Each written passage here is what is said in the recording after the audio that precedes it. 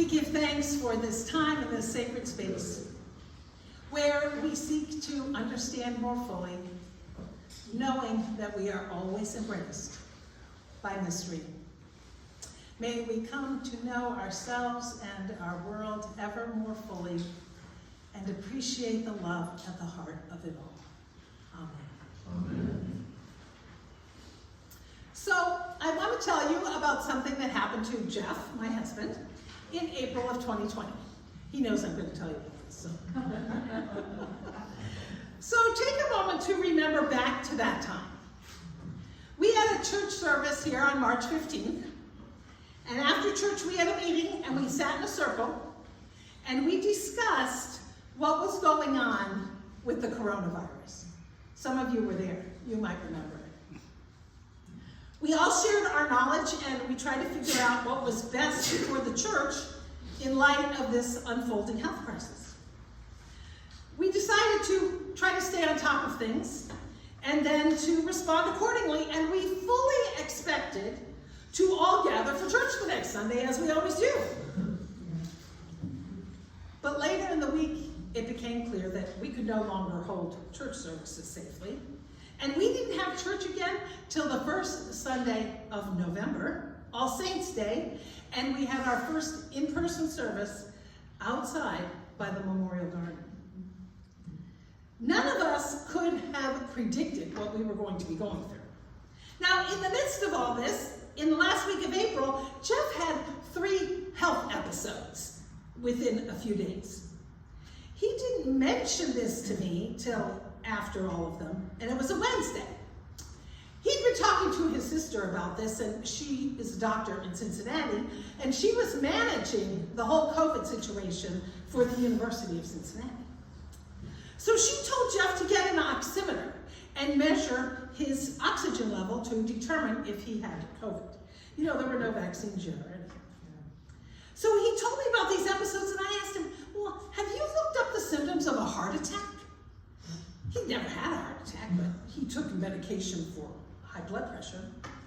The next day, Thursday, I asked him again, did you look up those symptoms for the heart attack? No, he was still on the COVID trail. Well, I looked up the symptoms. I told him about it. I said, this sounds like what happened to you. So on Thursday, he called his doctor, left a message. By Friday morning, there was no call back. And so he said to me, well, how long do you think I should wait to hear back from the doctor? I said, 10 o'clock this morning. Just before 10, the doctor called. She listened to Jeff describe what had happened and his situation. She told him he was to go to St. Anthony's Hospital immediately and they would be waiting for him. She said if cost wasn't a factor, she'd recommend calling in an ambulance immediately. Well, with Jeff, cost is always a factor. So I ended up taking him to the hospital. Now, he thought he was going in for some tests, a checkup of some kind. I said, well, maybe you should take a few things with you, like a charging cord for your phone, a toothbrush, something to read, maybe your pills, some clean underwear. I mean, maybe they're going to be keeping you overnight. Well, this did not occur to him. So he packed a few things, off we went. Of course, when we got to the hospital, I had to just drop him off at the door. Couldn't go in because of COVID. So we said our goodbyes. Later that day, he called to tell me it was determined that he'd had at least 2 heart attacks that week. Wow.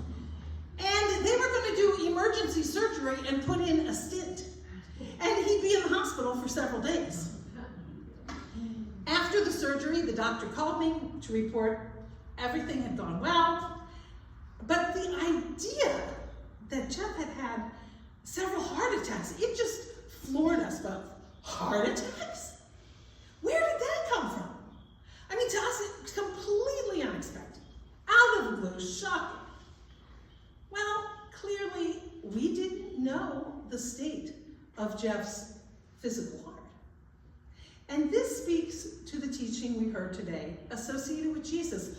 Good people have good stored up in their hearts. People who do evil have evil stored up in their hearts. Well, what do we have going on in our hearts? Do we know? I mean, we talk about the heart as the source of our identity, our character, our actions, our behaviors, our feelings. What's going on in our hearts? What are we storing? Do we even know?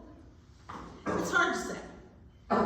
It seems that many around us are completely unaware of what they are doing and what is in their hearts and how it is affecting others. Consumer capitalism keeps us obsessed with getting the newest, the fastest, the sleekest, the latest.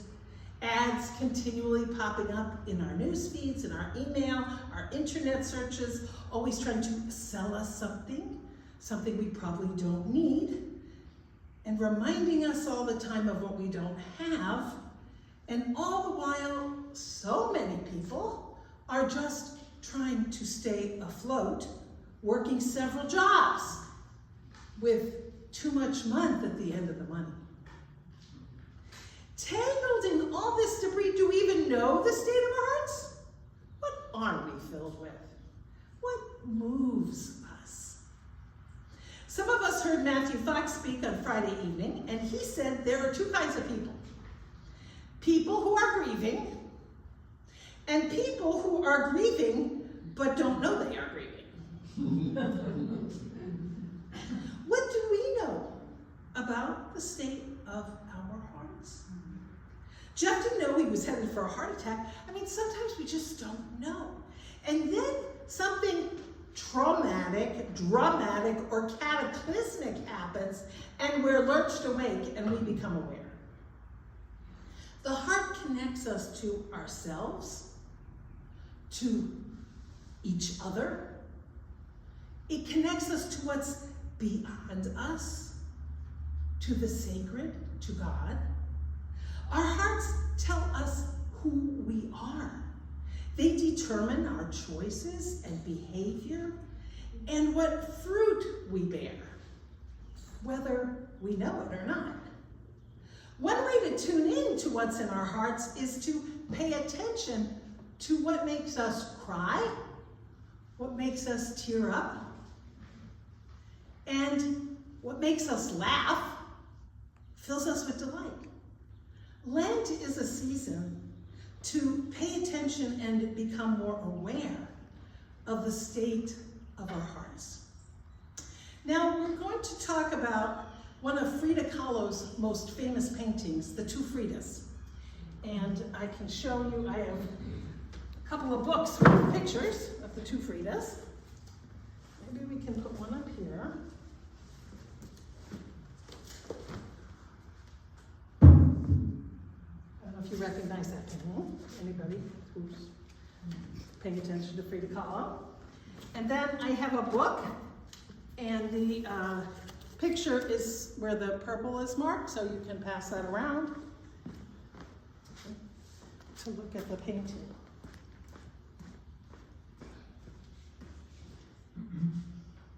So this is a painting by the Mexican artist of the 20th century, Frida Kahlo, and there are two images of her, Frida, one on the left, one on the right. The one on the left portrays Frida dressed in a white blouse with a high neck, and this is something that would be worn by a fiancé of her station in Mexico. Status was conveyed by emulating European style, and Frida's father was from Germany, so she was of European heritage. The Frida on the right is wearing traditional Tijuana dress. It's the clothing of indigenous Mexicans, and Frida was known for identifying with the indigenous people. Her mother was Mexican.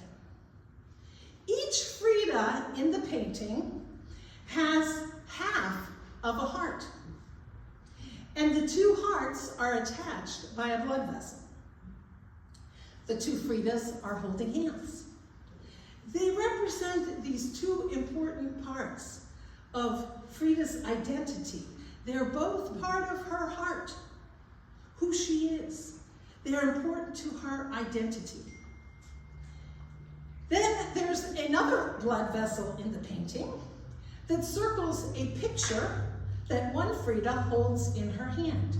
It's a picture of her beloved Diego Rivera. In the picture, he was a child, and it's a picture that she actually owned of him as a child. Through the blood vessel, her heart extends to Diego and encompasses him, her friend, her lover, her husband, her life. There's also a blood vessel that is severed, dripping onto the white dress of one Frida, and the bleeding is staunched with clamps. The heart is also a source of pain. And in the background, there's a stormy sky. It conveys turbulence, distress, sadness, emotional anguish. Yes, when Frida did this painting, she was extremely distressed. She had come to know that her husband, Diego, was having a long-term intense affair with her sister, Christina. And Diego had asked Frida for a divorce, and they were divorced. Later, they remarried. In a letter to Diego during this time, she declared, "At the bottom, you and I love each other very much, and even if we go through countless affairs, splintered doors, insults, and international claims, we shall always love each other.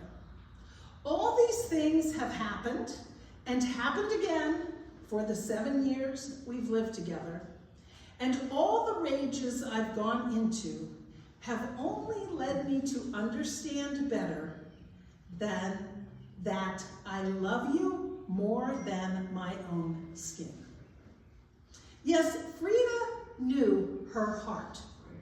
She portrays the intensity and the reality of her heart in two Fridas with glaring, gorgeous honesty. So how well do we know our hearts? If we're to follow Jesus, our hearts are to be filled with goodness and love. This is what's needed to bear good fruit, to live in a way that's pleasing to God, helpful to others, and brings us joy. The implication from Jesus is that God seeks to fill our hearts with love and with good. We're to be like Jesus, hearts filled with compassion and love. But are our hearts filled with good? Or have we let evil creep in? Now, while most of the time we're not people of evil intent, most of the time, maybe we should say, are our hearts filled with good or with not good? Is there dissipation, apathy, selfishness, greed, misunderstanding? Do we know our hearts? It isn't easy with all the distractions of TV, social media, alarming news, demanding jobs, scraping by day to day. But if our heart is good, we will bear good fruit. So that can help us assess the situation with our hearts. What kind of fruit are we bearing? And are we letting all this good from God come into us and then letting it out as good fruit? Like blood going into the heart and back out again to serve the needs of the body. Now, it turns out there is an actual fruit that is very good for the heart. The strawberry. It's a fruit that looks like a heart. Did you notice that in the picture on your bulletin? When you cut it in half and bisect it, it kind of looks like a heart. And it's actually very good for your physical heart. Eating 2 servings of strawberries a day can reduce the risk of heart attacks. It can lower blood pressure. It can improve cholesterol and reduce inflammation. The strawberry is also good for the gut and for cognition. So this delicious fruit, grown right here in Florida, is good for the heart. So are our hearts in good shape?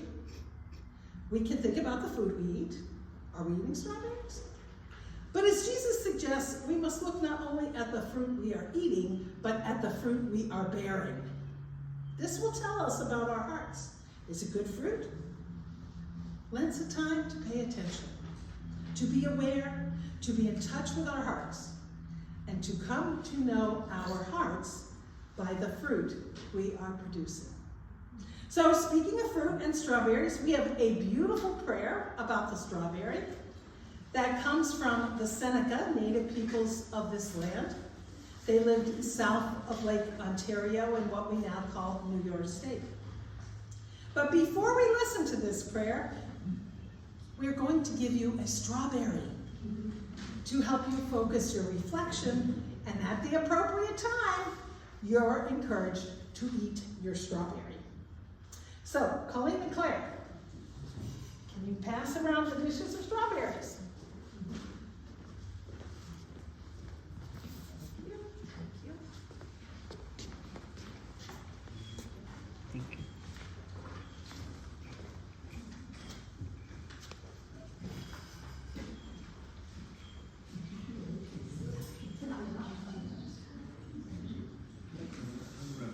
You hold your strawberry and I'll read the prayer so you don't have to worry about doing two things at once.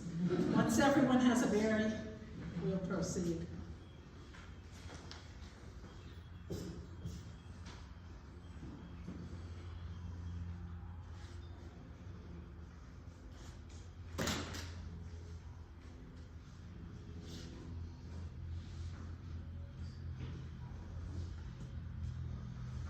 And the prayer will include direction about actually eating your strawberries. So,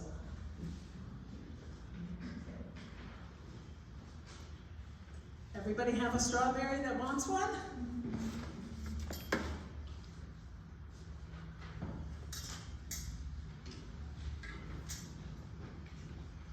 Okay.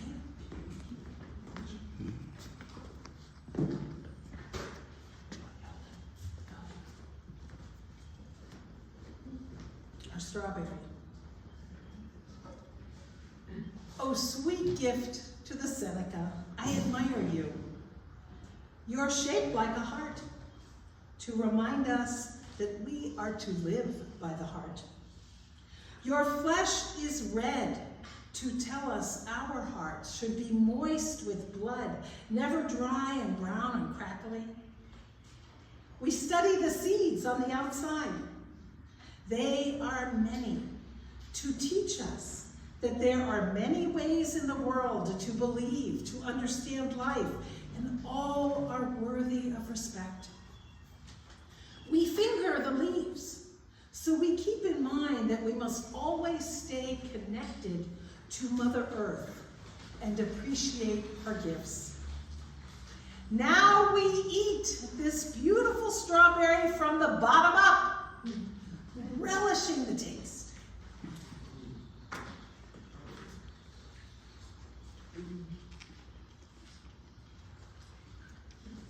For the last bite, we eat berry and a leaf together to help us remember life holds bitter tastes with sweet. For all, we keep a thankful